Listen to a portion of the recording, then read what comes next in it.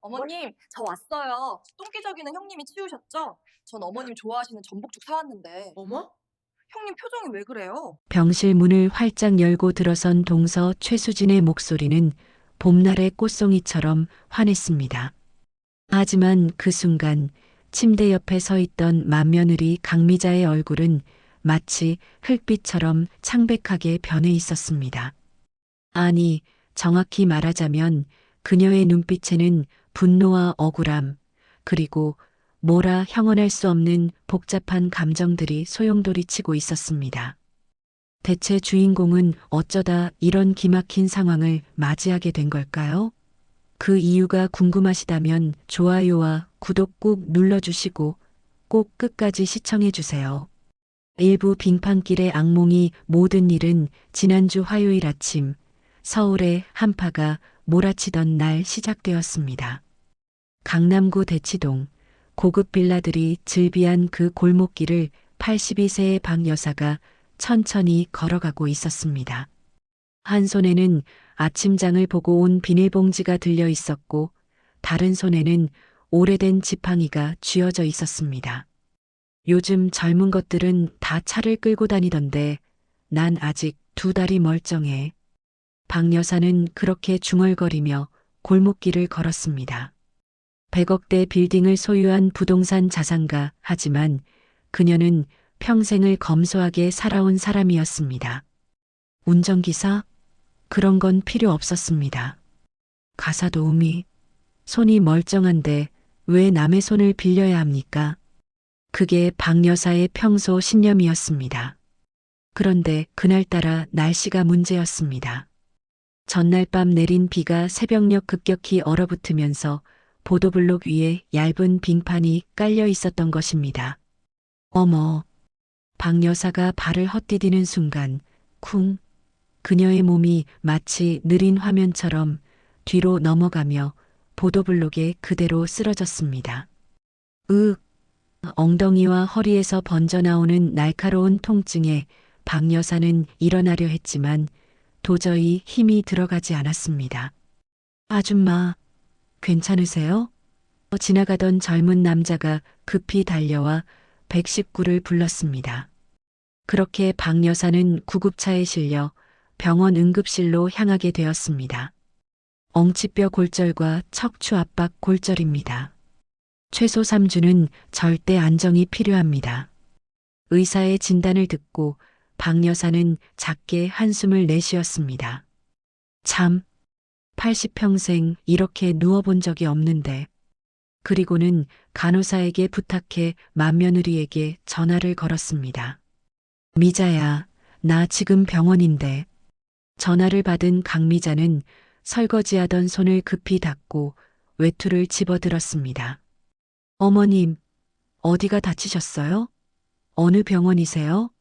58배 강미자는 가슴이 철렁 내려앉는 기분이었습니다. 서둘러 병원에 도착한 그녀는 병실 침대에 누워 계신 시어머니를 보고 눈시울이 붉어졌습니다. 어머님, 어쩌다가 이렇게... 괜찮다. 뼈가 좀 금이 갔다는데 3주 정도면 나을 거래. 박 여사가 담담하게 말했지만 미자는 알고 있었습니다. 82세의 나이에 골절이란 결코 가볍지 않다는 것을. 제가 모시겠습니다. 어머님, 미자의 목소리는 확고했습니다. 결혼한 지 25년 그동안 시어머니가 까다롭고 무서운 분이었지만 미자는 한 번도 대들거나 불평한 적이 없었습니다. 새벽같이 일어나 시어머니 아침상을 차리고 명절 차례상은 밤을 새워 혼자 준비했습니다. 시동생들이 재산 문제로 다툴 때도 미자는 한마디도 끼어들지 않고 묵묵히 시어머니만 모셨습니다. 내가 있으니 내 마음이 놓인다. 박 여사가 미자의 손을 가볍게 쥐었습니다. 그 한마디에 미자는 25년 동안의 고생이 조금은 보상받는 기분이었습니다. 2부 폭탄 선언. 그렇게 미자가 병원에서 간병을 시작한 지 사흘이 지났습니다. 낮에는 시어머니의 식사를 챙기고 밤에는 병실 옆 간이 침대에서 쪽잠을 자며 시어머니를 돌보았습니다. 그런데 이상했습니다. 둘째 며느리 최수진은 시어머니가 입원했다는 연락을 받고도 코빼기도 비치지 않았습니다. 형님, 동서는 안 와요? 같은 병실을 쓰는 옆 침대 보호자가 조심스럽게 물었습니다. 아, 동생 며느리는 회사 일이 바빠서요. 미자는 그렇게 둘러댔지만 속으로는 씁쓸한 마음이 들었습니다. 회사 일이 바쁘긴. 맨날 백화점이나 돌아다니면서. 그런데 바로 그날 저녁 박 여사가 미자를 불렀습니다. 미자야, 수진이한테 전화해서 오늘 저녁에 오라고 해라. 할 말이 있다. 네, 어머님. 미자가 수진에게 전화를 걸자 수진은 짜증 섞인 목소리로 대답했습니다. 지금요? 형님, 저 친구들이랑 저녁 약속 있는데. 어머님이 오늘 꼭 오라고 하셨어. 아이고. 알았어요, 알았어. 저녁 7시 명품 핸드백을 들고 병실에 들어선 최수진의 모습은 마치 백화점 쇼핑을 마치고 온 것처럼 화사했습니다. 어머님, 제가 왔어요. 45의 수진은 환한 미소를 지으며 과일 바구니를 시어머니 앞에 내밀었습니다. 어디 불편하신 데는 없으세요? 제가 진짜 얼마나 걱정했는지 몰라요. 하지만 박 여사는 차가운 눈빛으로 수진을 바라보았습니다. 그래, 사흘 동안 걱정만 하고 있었구나. 아, 그게 회사에서 급한 일이 있어서요. 수진은 머쓱하게 웃으며 자리에 앉았습니다. 그 모습을 보며 미자는 속으로 한숨을 쉬었습니다. 하지만 아무 말도 하지 않았습니다. 그때였습니다. 너희 둘 내 말 잘 들어. 박 여사가 침대에 반쯤 기댄 채 두 며느리를 번갈아 보며 천천히 입을 열었습니다. 나도 이제 언제 어떻게 될지 모를 나이야. 순간 병실 안이 조용해졌습니다. 그래서 말인데 대치동 빌딩 있잖니. 수진의 귀가 번쩍 열렸습니다. 대치동 빌딩, 시세로만 따져도 100억이 훌쩍 넘는 황금알을 낳는 거위였습니다. 그 빌딩을 너희 중 한 명한테 물려주려고 한다. 어머님? 수진의 목소리가 떨렸습니다. 하지만 말이야, 누구한테 줄지는 아직 정하지 않았어. 박 여사가 잠시 말을 끊었다가 이어 말했습니다. 내가 태어날 때까지 3주 동안 너희 둘이 번갈아 가며 나를 돌봐봐. 그리고 그 모습을 보고 내가 결정하마. 쿵. 그 말은 마치 법정에서 판사가 망치를 내리치는 소리처럼 들렸습니다. 간병을 더 잘하는 며느리한테 빌딩을 물려주겠다. 알아들었지? 박 여사의 말에 수진의 얼굴이 순간 환하게 밝아졌습니다. 이건 기회야. 3주만 잘하면 100억이 내 거라고. 반면 미자는 조용히 시어머니를 바라보며 고개를 끄덕였습니다. 네, 어머님. 알겠습니다. 삼부 간병 전쟁 그날 밤부터 수진의 태도가 완전히 달라졌습니다. 어머님, 제가 내일부터 여기서 같이 잘게요. 수진은 당장 간이 침대를 주문하고 병실 한쪽 구석에 자리를 잡았습니다. 하지만 그녀의 계획은 달랐습니다. 다음 날 아침 수진은 경력 20년의 전문 간병인을 고용했습니다. 아줌마, 제가 한 달치 미리 드릴게요. 어머님, 잘 부탁드려요. 그리고는 병실 소파에 앉아 스마트폰만 들여다보았습니다. 어머님, 오늘 아침 드신 전복죽 맛있으셨죠? 제가 직접 주문한 거예요. 수진은 간병인이 준비한 음식을 마치 자신이 만든 것처럼 자랑했습니다. 그리고는 시어머니 침대 옆에서 환하게 웃으며 셀카를 찍었습니다. 찰칵. 어머님과의 소중한 시간 해시태그 효도 해시태그 가족사랑 해시태그 건강하세요. 수진은 그 사진을 인스타그램에 올리고 댓글을 확인했습니다. 우와, 완전 효부시네요. 어머님 복 많으셨어요. 저도 저렇게 해야 하는데. 댓글을 보며 수진은 흐뭇하게 미소 지었습니다. 하지만 정작 시어머니의 기저귀를 갈아드리거나 몸을 닦아드리거나 대소변을 받아내는 일은 모두 간병인의 몫이었습니다. 일주일 후 미자의 차례가 되었습니다. 수진과 달리 미자는 간병인을 따로 쓰지 않았습니다. 어머님, 물 드실 시간이에요. 미자는 빨대를 꽂은 물컵을 시어머니의 입에 조심스럽게 가져다 댔습니다. 고맙다, 미자야. 박 여사가 힘없이 물을 마시며 미자의 손을 가볍게 쥐었습니다. 밤이 되면 미자는 2시간마다 알람을 맞춰놓고 시어머니의 상태를 확인했습니다. 어머님, 기저귀 확인할게요. 냄새가 고약해도 미자는 인상 하나 찌푸리지 않고 조심스럽게 기저귀를 갈아드렸습니다. 미안하다, 미자야. 내가 이런 것까지. 어머님, 이게 무슨 말씀이세요? 당연한 걸요. 미자의 목소리는 언제나 차분하고 따뜻했습니다. 어느 날 오후 미자가 시어머니의 기저귀를 갈고 있을 때였습니다. 병실 문이 활짝 열리며 수진이 들어왔습니다. 무슨 냄새예요? 수진은 노골적으로 코를 막으며 인상을 찌푸렸습니다. 어머님, 또 그러신 거예요? 아이고. 수진은 재빨리 간병인에게 전화를 걸었습니다. 아줌마, 지금 당장 와주세요. 제가 이 냄새 도저히 못 참겠어요. 그 순간 미자가 조용히 말했습니다. 동서, 괜찮아요. 제가 다 했어요. 아이고, 형님. 수진이 마치 칭찬하듯 말했습니다. 형님은 정말 이런 거 잘하시네요.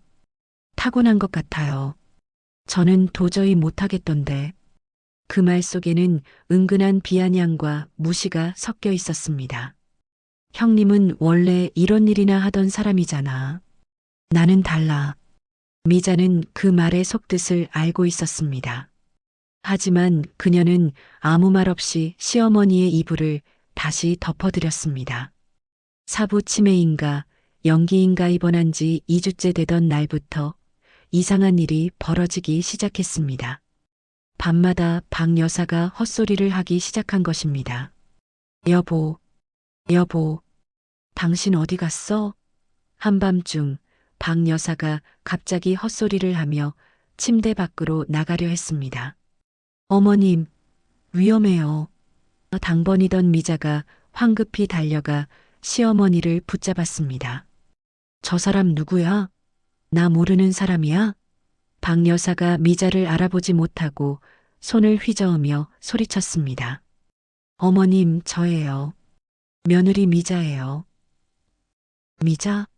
미자가 누구야? 난 모르겠어. 여보를 찾아야 해. 박 여사의 목소리는 점점 커졌고 병실은 순식간에 난장판이 되었습니다.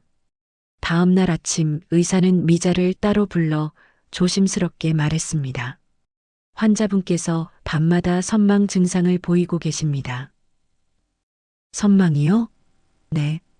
입원이 길어지면서 생기는 일시적 증상일 수도 있고 아니면 의사가 말을 흐렸습니다. 치매 초기일 가능성도 배제할 수 없습니다. 네. 미자의 얼굴이 창백하게 변했습니다. 그날 밤부터 상황은 더욱 심각해졌습니다. 박 여사는 밤마다 난동을 부렸고 간병은 점점 더 힘들어졌습니다. 오부 본색을 드러내다 그날 밤은 수진의 당번이었습니다. 간병인은 저녁 9시에 퇴근했고 수진은 혼자서 시어머니를 돌봐야 했습니다. 하지만 자정이 넘어서자 박 여사가 또다시 헛소리를 시작했습니다. 여보가 어디 갔어? 어머님, 아버님은 돌아가셨잖아요. 수진이 짜증 섞인 목소리로 소리쳤습니다. 여보, 내가 찾아야 해. 박 여사가 침대에서 내려오려 하자 수진은 마침내 폭발했습니다. 아이고, 진짜 미치겠네. 노망난 노인네 비위 맞추기 정말 힘들어 죽겠어. 수진의 입에서 거친 말들이 쏟아져 나왔습니다. A씨, 100억 빌딩은 무슨, 이런 고생 시킬 거면 차라리 요양원에 보내버리지. 그 순간 수진아. 박 여사가 갑자기 또렷한 목소리로 수진을 불렀습니다. 네, 네. 수진이 깜짝 놀라 고개를 돌렸습니다. 그리고 그 순간 박 여사가 벌떡 일어나 침대에 앉으며 차가운 목소리로 말했습니다. 내 정신이 멀쩡하다는 걸 이제 알겠니? 어머님. 수진의 얼굴이 순식간에 새하얗게 질렸습니다. 그게 무슨. 2주 동안 난 너희 둘을 지켜봤다. 박 여사의 눈빛은 날카로웠습니다. 누가 진짜로 나를 위하는지 말이야. 어머님, 저는 수진이 변명을 하려 했지만 입에서 말이 제대로 나오지 않았습니다. 넌 간병인을 시켜놓고 너는 핸드폰만 만지작거리면서 SNS에 효부인 척했지. 박 여사가 하나하나 짚어나갔습니다. 그리고 방금 뭐라고 했지? 노망난 노인네 요양원에 보내버리겠다고? 어머님, 그건 제가 너무 피곤해서 그만 실수를. 실수? 박 여사가 코웃음을 쳤습니다. 내 본심이 그대로 나온 거지. 그때 병실 문이 열리며 미자가 들어왔습니다. 어머님, 제가 왔어요. 미자는 상황을 보고 얼어붙었습니다. 시어머니는 침대에 앉아 계시고 수지는 새하얗게 질린 얼굴로 벽에 기대 서 있었습니다. 미자야, 이리 와봐. 박 여사가 미자를 불렀습니다. 어머님, 혹시 무슨 일이? 미자야, 너는 2주 동안 한 번도 나를 힘들어하지 않았구나. 박 여사의 목소리가 부드러워졌습니다. 밤낮 없이 내 곁을 지켜주고 지저분한 것도 마다하지 않았어. 간병인도 쓰지 않고 내 손으로 직접 나를 돌봐줬지. 어머님, 미자의 눈가에 눈물이 맺혔습니다. 고맙다, 미자야. 25년 동안 내가 얼마나 고생했는지 나도 다 알고 있었어. 박 여사가 미자의 손을 꼭 잡았습니다. 하지만 직접 확인하고 싶었다. 정말 누가 나를 진심으로 대하는지 말이야. 육부사이다 결말 다음 날 아침 박 여사는 두 며느리를 다시 불러 모았습니다. 병실에는 박 여사의 변호사도 함께 자리했습니다. 대치동 빌딩은 미자한테 물려주기로 했다.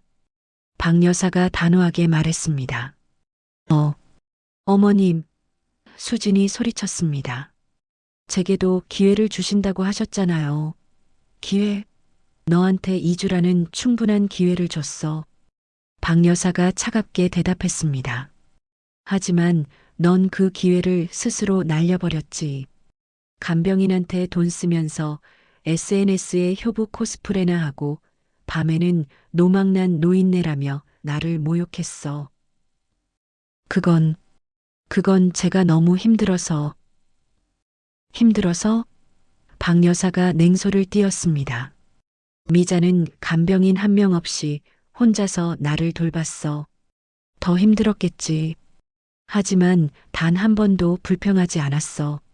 수진의 얼굴이 붉어졌다가 창백해졌습니다. 넌 오늘부터 이 병실에 발도 들이지 마. 알겠니? 어머님, 제발. 나가. 박 여사의 한마디에 수진은 결국 병실 밖으로 쫓겨났습니다. 병실 문이 닫히고 박 여사는 미자를 다시 불렀습니다. 미자야, 앉아봐. 네, 어머님. 사실은 말이야.